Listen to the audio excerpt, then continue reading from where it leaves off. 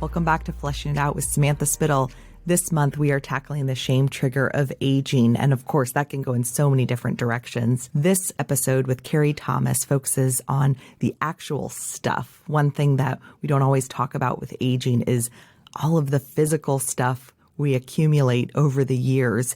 And as a returning guest, Kerry is the one who helped me see that our mental, our physical, our spiritual, our emotional clutter, it is all connected. And so as we start to unravel our physical stuff, it can lead to so much more. And so she shares practical tips on both how we ourselves can start to work on our physical stuff as we age. And also, if you are in that sandwich generation, you can help your parents, because we all know that things can get a little tension filled when we're trying to deal with both the physical and emotional clutter. So sit back and enjoy as Kerry Thomas and I flesh it out. Don't forget to check out our VIPs, our valuable, insightful partners. You can find them at www.samanthaspittle.com/VIPs. You'll find people that can help you with additional resources and services to keep fleshing it out beyond the podcast. Well, I'm so excited to have you back, Kerry. Yes, I always love coming on.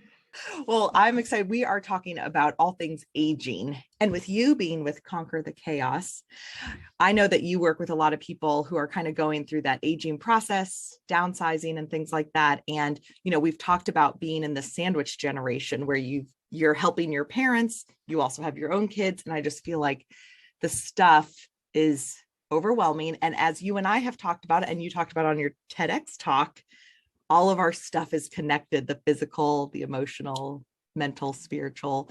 So I'm excited to kind of dive into some of that emotional stuff, but also some practical tips to help us move forward, because we don't want to be stuck either held down by our things or other people's things. So go ahead and introduce yourself, Kerry.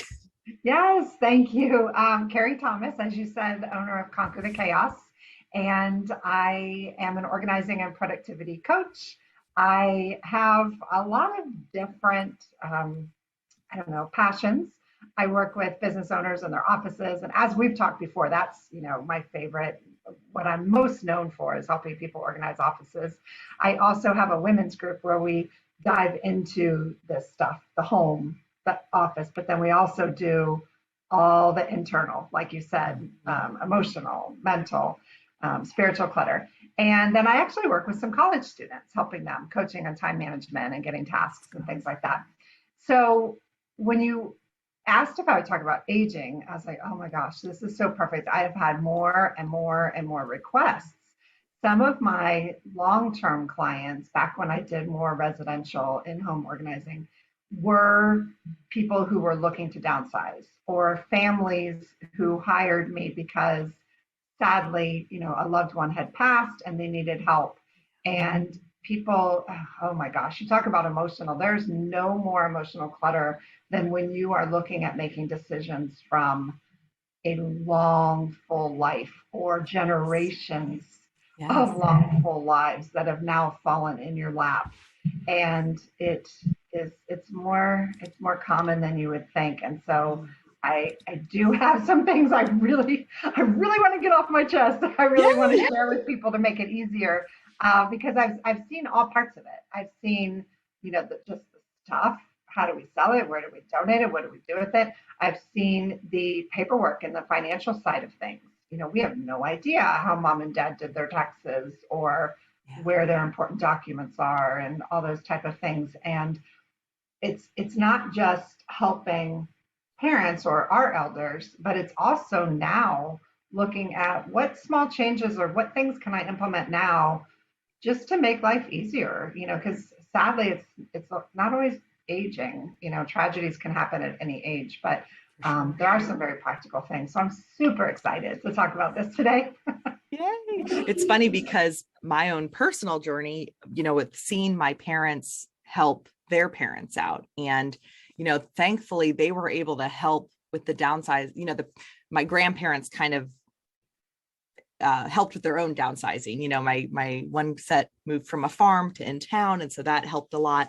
And then my grandma kind of progressively moved from her house to an apartment and then to an assisted living facility. And I could see how helpful it was that, you know, she was there during that process, that they did it together. Because I saw, especially with my mom, so much of the emotional guilt. And I think this is where this shame thing comes through with, you know, when you're kind of stuck in the middle and you're trying to help your parents. And as we talked before about respecting your parents' autonomy and, you know, their emotional ties to stuff. And then it brings up your emotional ties. And it, you know, I feel like there's so many opportunities for tension and whatnot. And so it just kind of, for me, just gets overwhelming. And so, you know, I can see how my parents are starting to work on their stuff, because we joke like, you know, we're going to be stuck with it, the kids. So it's like, if they can kind of help with it. And it's made me want to declutter too, because I remember finding my grandma, she had like a Valentine from like 1923 or something. She was born in like 1918. So it's like, oh my gosh, she was 5 years old. I mean, this is, at this point, it's like 100 years old almost. How could I throw this away? And so now when I see stuff, I'm like, oh, it's so much easier to throw it away when it's like 2 years old than when it's going to be 90 years old. Like, I can't do it. So anyway, I'm excited to hear this, because I have such an emotional tie to stuff. I mean, I still have stuff that I decluttered, but yet it's still sitting in my, why haven't I moved it out? It's still like sitting on the table. So yes. So you said so many things there just in that one little monologue. I'm like, wait, this. That's what I do. That's what I like doing with therapy and pretty much everything. Like, let me dump out all my thoughts, and then you just like piece it. You organize them for me. Yes, exactly. But we start wherever you want it, because I know that, you know, we are not alone in this. There's lots of people that are kind of going through this, no matter what stage they're at. So jump in. So, okay, I'll jump in with one. So one of the things that you said was you were able to help through the process, and that the process was more systematic. There wasn't, you know, like something drastic had happened. Someone got sick, someone had to sell their house, that type of thing. So when you have that luxury of helping through the process, I mean, it's good and bad. It's good because it's more gentle on the person who is having to deal with it, especially, you know, the older that they are. It's also bad for what you said, because we have more time to, you know, just, like hold it and touch it. And so just a couple thoughts on that. One is, I've had success, and I've seen families have success when they don't approach it from, we need to get this place organized, you need to declutter. It feels almost like an attack, like you're judging. And I'm just going to say parents for the sake of this. It could be anyone. Let's say it feels like you're judging your parents or telling them what to do, and that goes against, like you said, with the autonomy. So what I've seen very useful is when you come at it from the angle of, we are improving things. A lot of people now want to safely age in place. That is a big desire for a lot of people. They don't want to be, you know, shipped off to a home, you know, that type of thing. And so if you can approach it from that angle, like, we want you to stay and safely age in place, but we are worried about some of these safety issues, overflowing bookshelves that could fall down, you know, lots of things on the floor that people could trip over. I had one client, and she was so fabulous with her dad. And he had like a monthly, I don't know, like poker game kind of thing. And she was so good. She always framed it from, well, when your friends come over, Dad, they need a clear path to the bathroom. When your friends come over, they need to. And you know, it almost sounds, now that I'm saying it, it sounds condescending. It wasn't in the moment, and it lessens that feeling of being told what to do and being told. So that's one way to frame it, like, you know, from people wanting to age in place. And so if you can start slowly, that's the best way to do it. One room at a time, one group of things at a time. One thing that's really, really helpful, and this is not just for seniors, this is for anyone. So if I came into your house to help you, let's say you mentioned clothes when we were talking earlier. So let's say I come in your house to help you organize and declutter clothes, and your goal is to donate a lot of your old clothes. It's going to work much better if I hold it and not you. As soon as we touch the fabric, we smell it. Smell is, our strongest memory inducing sense that we have. If it has a scent, and we touch it and feel it, it's so much harder to let it go, even if it's 5 sizes too big or too small and it's torn. All of a sudden, those emotions come back.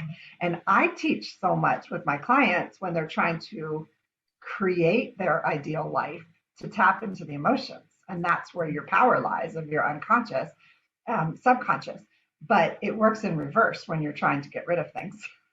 I need you to say that again, because that's so good about the reverse, to tap into our emotions. Because as you were walking through that, I was like, oh, I could totally see myself touching it. I'm like, oh, I love it so much. I just, even as I was acting it out, I held it like I was hugging it. And so, so just walk one more through that opposite. I thought that was really powerful. Sure. So, and many people have heard this or work in this way, but the more things you can do when you're creating your ideal life that tap into your subconscious, the better. Your subconscious, I don't have the statistics in front of me, but it's something like, 100 million times stronger and faster speeds. And it's like, when I have the statistics in front of me, they're staggering how much your subconscious is really running the show. And so that's why with my clients, I always tell them, like, step one is to feel what you want your future to feel like. State your vision, feel into your vision. Like, even if it's an office, what do you want to accomplish in this space? How do you want to feel when you sit down at your computer? That type of thing. Because the emotion and the feeling is where your power is. Like I always say, feelings are fuel. So like if we feel really good and energized, that's great fuel for getting our tasks done or, whatever we want to accomplish. If we're feeling like depressed or dejected or, whatever it is, that's not good fuel for anything. You're not going to do your best work those days. So that power of the subconscious is really, really good. But the reverse happens when we're trying to release things and let go of them. Because if we can feel the good feeling that we used to have when we use this pot to cook spaghetti, even though the pot handle is broken and, etc., it's harder to let it go because that subconscious is that strong. So it's amazing when we can tap into it and use it for good, but it also fights against us when we're trying to let things go. Yes. So it's very helpful. Even that's why I tell people to have an accountability partner or a buddy or, bribe, if you're not working with a professional that comes in, like, bribe a girlfriend, say, hey, I'll take you for coffee or lunch or buy you a bottle of wine. If you come, just sit with me in my room while I do this. And if other people can touch it and hold it up, it's much easier to release it and let it go. That is a huge tip. It feels like it should be small, but I'm just imagining like that. I think that is actually really huge. So thank you for that one. Yeah. So you can, if you're helping someone downsize or declutter, if you can hold it.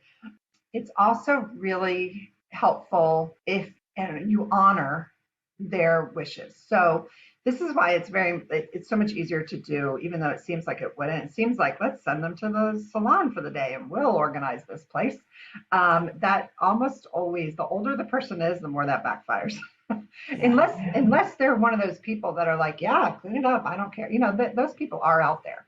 But what I've found is with any age, if you try to go into someone else's environment, your mom might have her favorite, hobby things like craft things or favorite books, or your grandmother might like one blanket over another, but you can't tell when you look in their environment. So helping people pull out their favorites and knowing where their favorites are and putting their favorites in an accessible place is really good. Ask those questions. Like, so we're not only pulling out what's important, but what are your favorites? A lot of people, the older they are, they have duplicates. I mean, I have duplicates, and I literally sold everything I owned and moved to the beach, and I still have duplicates. Like, I still have 3 Like, why? I got rid of everything. I still have 3 pairs of scissors. So, so it happens. And so that's an easy place to start if someone is resistant to downsizing or decluttering, is say, okay, let's just go through and get rid of like the obvious trash and look at the duplicates. You know, how many of these, insert name, do you need? That's always a good place to start as well. And something you mentioned about the having someone help you and kind of honoring it. I helped a friend after losing a spouse. We went through his stuff, when she was kind of, when she was ready. And I thought I would do it for her, to help that. And she came back a few minutes later and we ended up going through it together.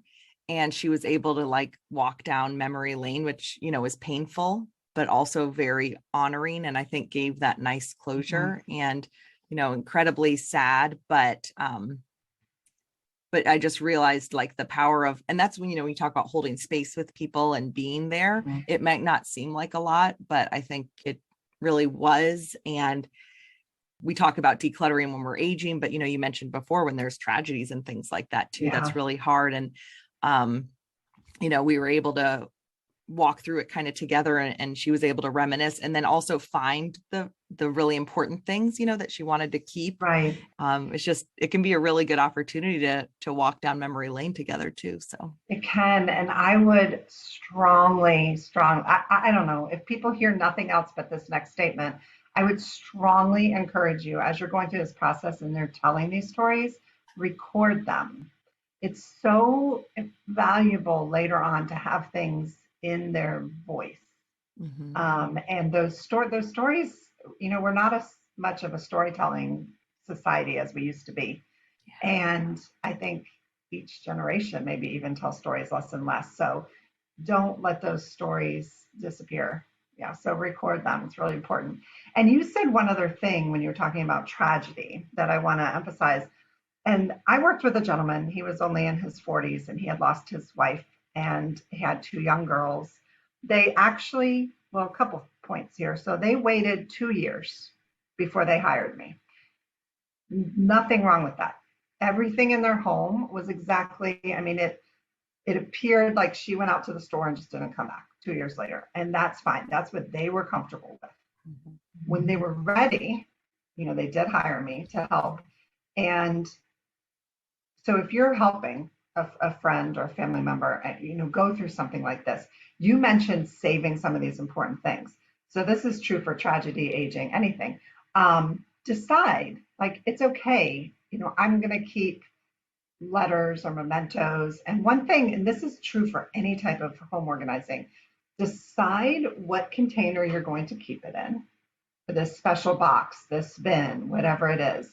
And then allow yourself or the other person to keep as much fits in that box. And that helps with the decision making. It helps you truly keep the special ones or the ones, I always tell parents, you don't have to keep every paper. Keep the ones maybe where the kids did like those about me, where they say in their own voice or, something like that, or it has handprints or, those type of things. But it's true, even if it's your great grandmother's things, you're not ready, for her to let go or for you to let go, decide on a container and keep it in the container. And I did the same sort of thing. Oh my gosh, I had forgotten about this family until just now. This was such an honor. I was so honored to work with them. And we last thing we did was their bedroom because that was her clothes and that type of thing. But she had boxes of her mementos that he didn't even realize were up in the closet, and there were love letters from like her first boyfriends, people he didn't even know, that type of thing that she had saved.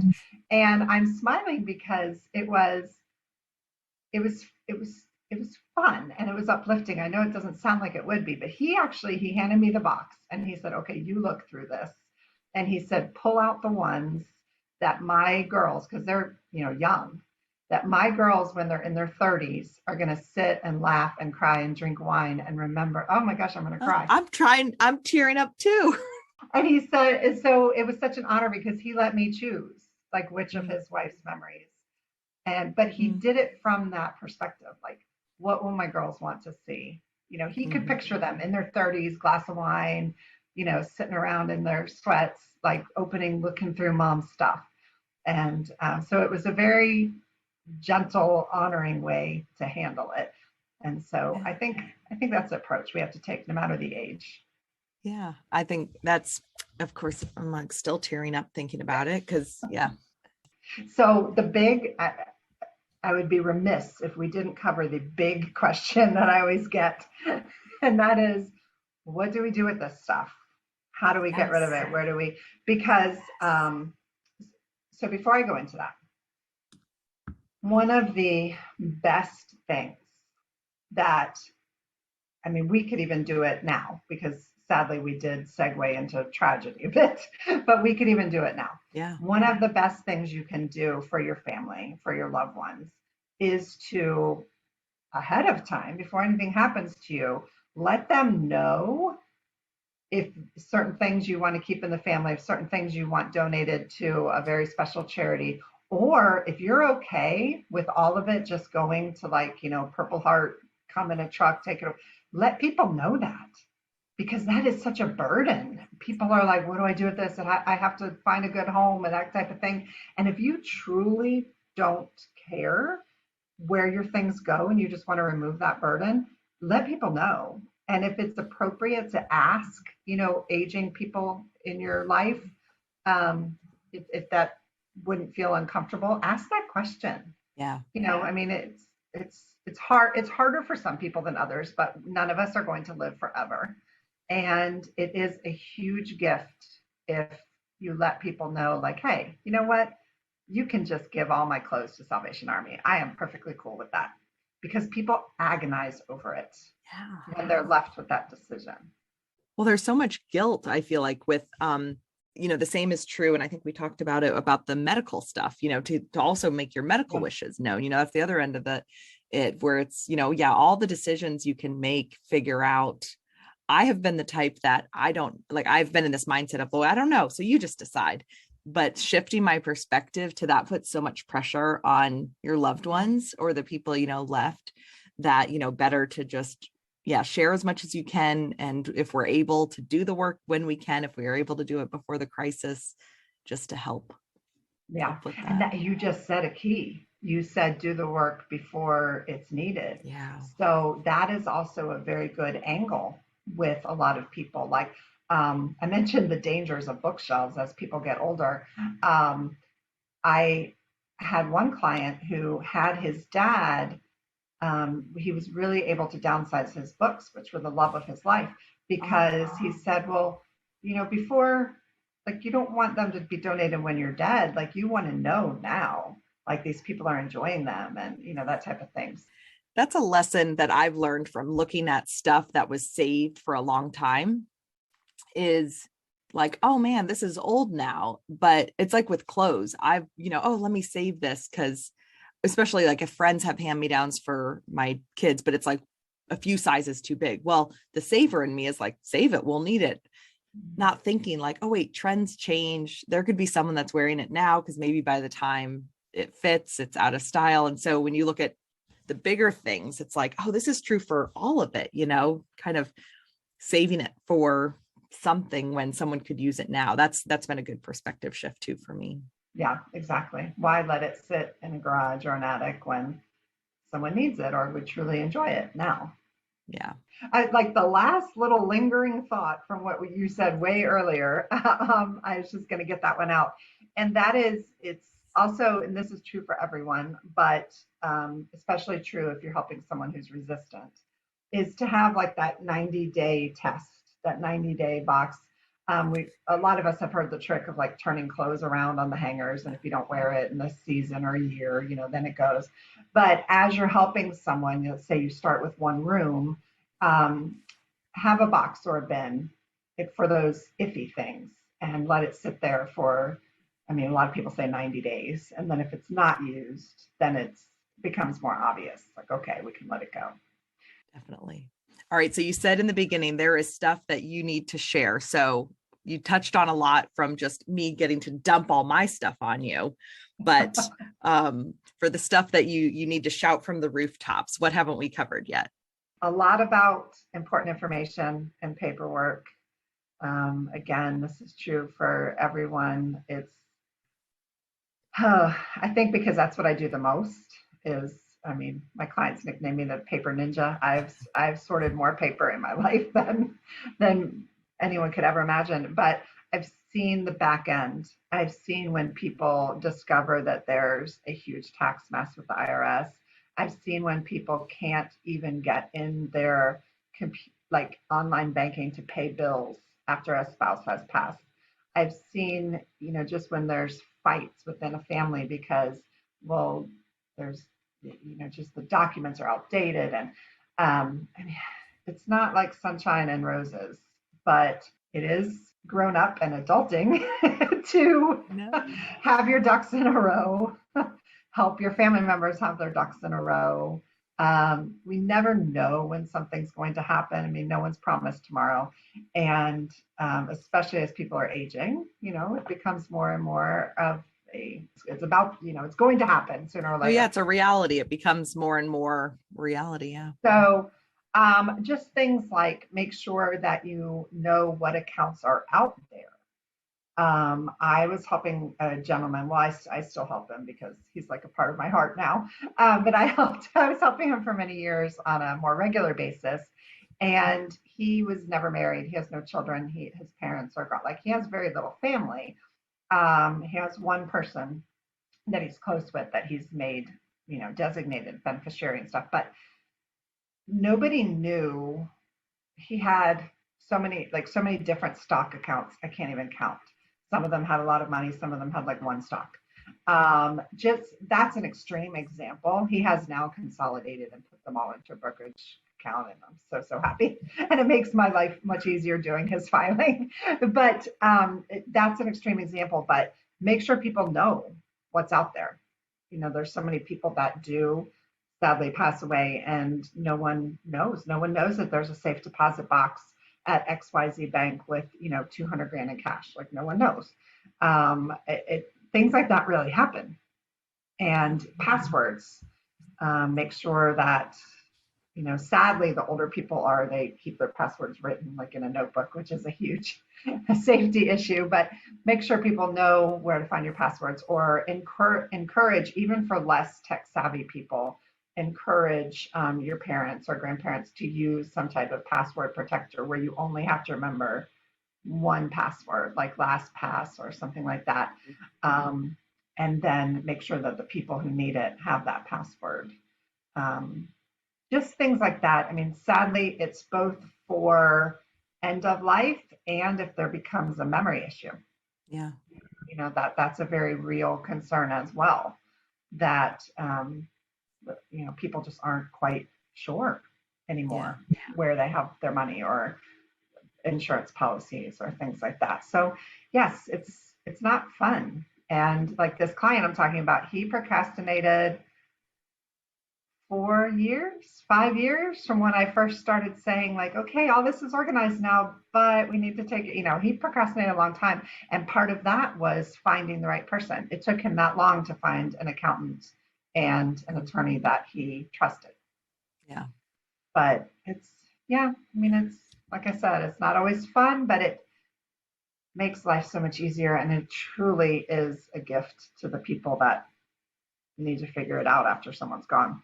Yeah, for sure. And you just said something that reminded me, you talked about, finding someone they could trust. And you and I had talked offline about, we're in the context this month of like aging, but with all the stuff, the chaos of the paperwork, the chaos of the stuff, that there can be a lot of shame wrapped into that, the way basically the way you've lived your life, and now letting someone in to see whether it's all the stuff you saved or didn't save or had an order or didn't have an order. And I think that's where some of the tensions get brought up between families. And I talked on when we were talking about that middle generation, if you're kind of thinking about things where everyone gets along and it's just this peaceful thing, but there's a lot of drama when someone gets sick or someone passes, it's those generational things that have been pushed down for a long time start to bubble up.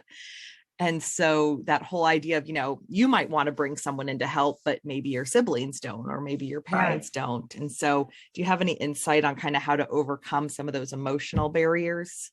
Yes, I will say that those emotional barriers are real, more times than people would probably believe. I've been hired and called in because of that shame.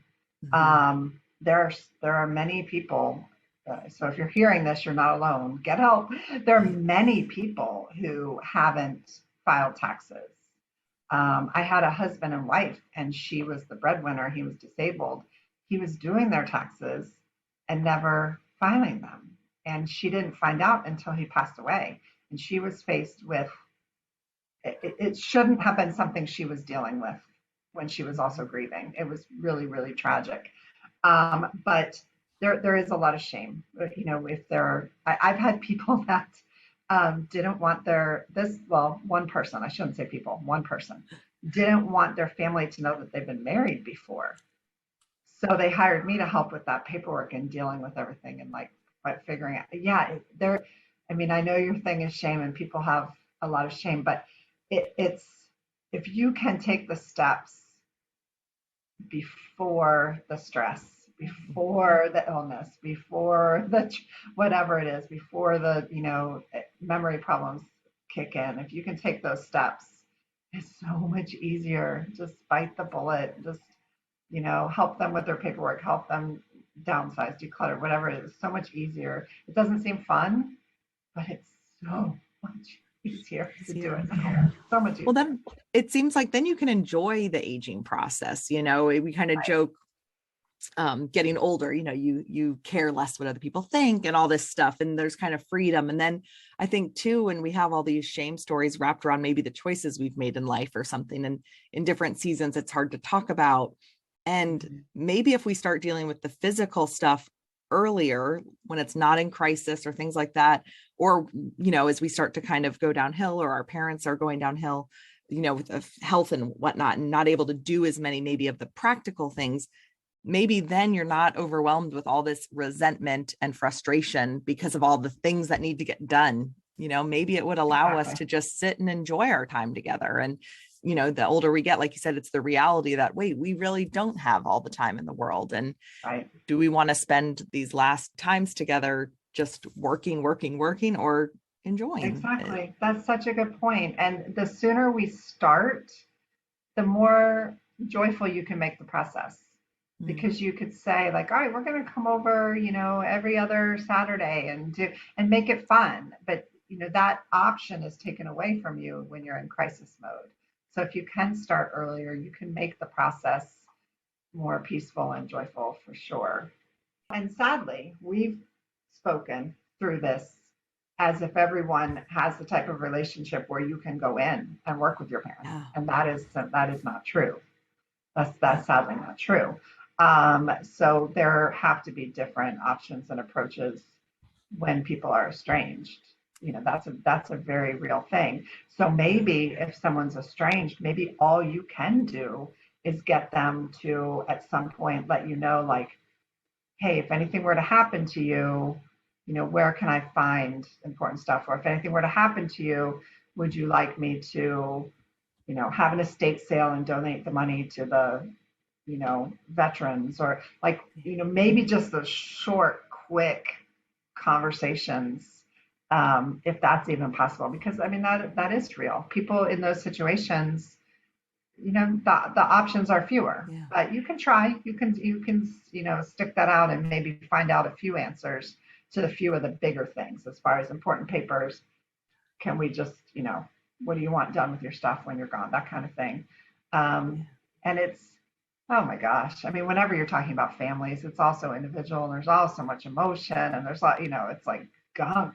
So I do understand that. So if anyone's been listening and been like, oh yeah, well, that sounds great. Who's going to go over and sit with my dad because he doesn't let anyone in? I know that's a real thing. I know that's a real thing. So just, again, give yourself grace, do what you can.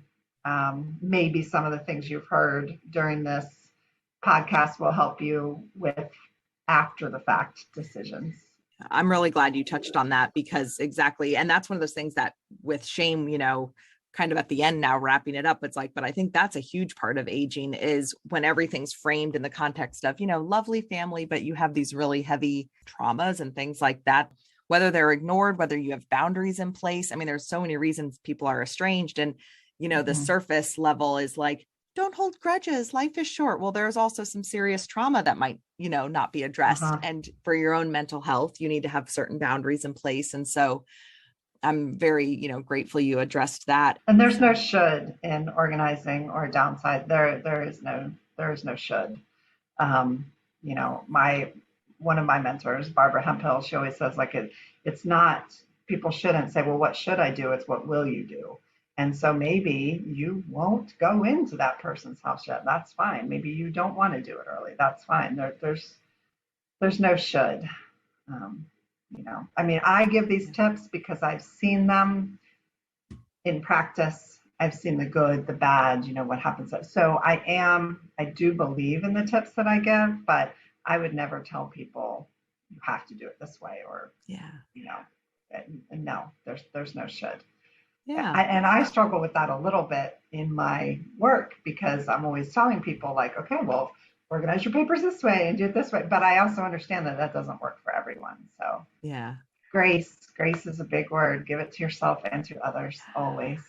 Oh, it's so true. It's so true. Well, thank you for all of these tips. I mean, I feel like this is one of those topics that feels practical on one level. And then when you start digging a little deeper, it's like, oh, this is bringing up so many emotions. This is bringing up a lot of stuff. So being able to kind of have the practical tips, and then, acknowledging kind of some of that harder stuff too, I think is very helpful. So thank you. Good. You're welcome. And how can people get in touch with you, Kerry? So my website is CTC Organizing, which stands for Conquer the Chaos. So ctcorganizing.com.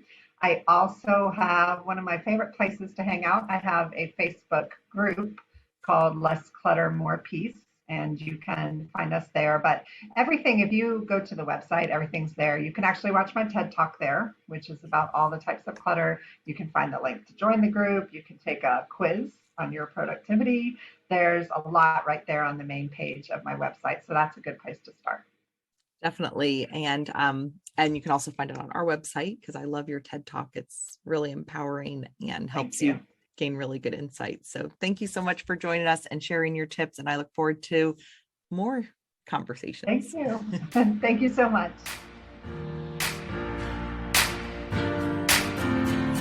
Thanks for listening to Flushing It Out with Samantha Spittle, where we explore growth and healing through vulnerable conversation. Our hope is that you feel seen and find tools for growing resiliency and tackling your own growth and healing. Be sure to subscribe and check out the VIPs and other resources at samanthaspittle.com. This has been a Spitfire production.